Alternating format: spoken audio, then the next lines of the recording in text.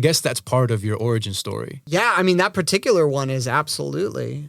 And even this idea of like a new hope. What is it like for hope to be birthed in us and to be rebirthed, right? Because Luke hasn't taken a journey yet, but it's interesting because the hope that's birthed in him is actually making hope possible for the people around him that he doesn't even know yet, right? Mm-hmm. Like he has no idea that by him going on this journey, it's actually going to play into a larger story of what's going on between the rebellion and the empire, right? And as we'll see in the next episode and the next films with his own father.